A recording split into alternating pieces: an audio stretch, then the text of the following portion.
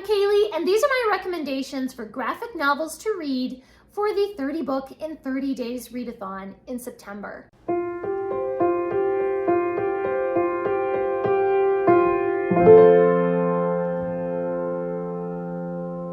In September, I am hosting the 30 Books in 30 Days Readathon, along with my co-hosts Rita Book Gem and Naomi's Bookshelf. So if you haven't subscribed to them yet, please do follow the links down in the description and subscribe to them. And if you haven't already, please do subscribe to this channel and give this video a big thumbs up if you love graphic novels.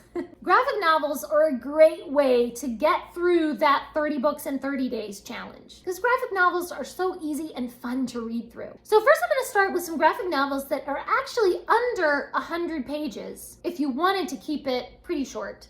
And then I'm going to talk about some graphic novels that are over 100 pages that would still be easy to read. So the first ones on my list here are the Hilda and the Troll series. This is by Luke Pearson, and so far I think there are 6 books in the series. Each one of these is under or close to 100 pages. The next one is a graphic novel by Neil Gaiman. It's Forbidden Brides of the Faceless Slaves in the Secret House of the Night of Dread Desire. This is a parody on horror tropes, and it is really, really funny. I think I read this in like 15 minutes. It was just very, very short.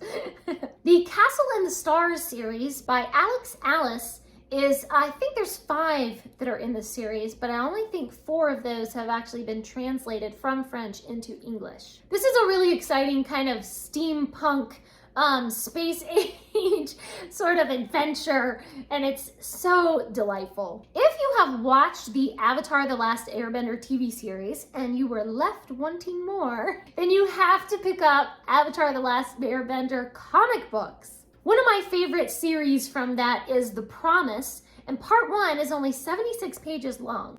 But let me warn you, once you start reading these, you will get hooked and you will want to read them all. If you didn't want to do like a series, or especially some manga series will just go on forever, I do have some standalones as well. So The Sprite and the Gardener is one that I read recently, and it is completely adorable. It only has 88 pages. The Wendy Project by Melissa Jane Osborne kind of explores deep themes about grief and what it means to kind of find your own truth. It can be really serious and just really, really heart-wrenching, but beautiful. And it's only 96 pages. 96 pages that will change your life. The Adventures of Superhero Girl by Faith Erin Hicks is 112 pages long. I really love the way this one re-examines superhero tropes. One of my favorite graphic novels is The Arrival by Sean Tan. This is 128 pages, but it has no words whatsoever. This is about an immigrant who arrives in a new land and he doesn't understand the language. And so every time that he communicates with someone, it is through gestures or facial expressions. This is such a beautiful, beautiful book and kind of a commentary on culture and just how human nature is the same everywhere. So the next graphic novels are way over 100 pages, like they're nowhere near, and I think all of these are standalones. But you know, with graphic novels, like a 200-page graphic novel, you could read that in like an hour and a half probably. So a bunch of these would still be wonderful to read in one day for the 30 Books in 30 Days challenge. I recently read Nimona by Noelle Stevenson and just fell in love with this hilarious fantasy about the sidekick to a villain. And are the villains really the bad guys? Are they though? Nimona is just so hilarious. If you haven't read it yet, you really should. The Inkberg Enigma by Jonathan King is this really interesting mystery kind of sci-fi. It's almost sort of paranormal at times. So there is this seaside town of fishermen, and they are hiding a dark secret.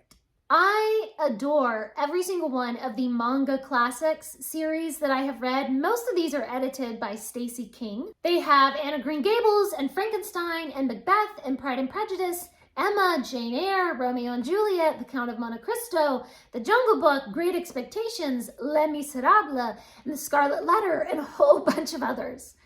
Boy, my voice is giving out. Every single one of these is just so cool and such an exciting way to revisit some of my favorite classics, or to be introduced to a classic that you haven't read. The life-changing manga of Tidying Up by Marie Kondo is just such an adorable way to kind of introduce Marie Kondo's philosophy on tidying and cleaning. I thought it was really fun. I actually own this one because it's just so adorable. Anya's Ghost by Vera Brosgol is one of those scary but not too scary stories that just toes that line of what I can tolerate of scariness. So it was just scary enough that it gave me some chills, but it wasn't so scary that it gave me nightmares. Another one by Vera Brosgol is Be Prepared. So this is about a young girl who goes to camp and is just trying to fit in. I thought it was a really sweet look at just friendships and kind of endurance out in the wild. It's really cute. A Sea of Love by Wilfred Lupano is another one that has no text. There are no words. It's all told through pictures and facial expressions, and there's no dialogue. This is such a sweet and funny little story because this sailor man, he goes out in the ocean and he gets lost, and then his fisher wife is trying to find him. The Gigantic Beard That Was Evil by Stephen Collins. This one is just so hilarious, and it's kind of a commentary on social acceptance. I thought this one was just absolutely adorable. And Matt Phelan has an amazing Snow White retelling that I think is set in the 1920s. The artwork in this is just amazing. And the Snow White story is really interesting too, to have it reset in this more modern setting is so cool. And I think those are all the graphic novels that I have for you.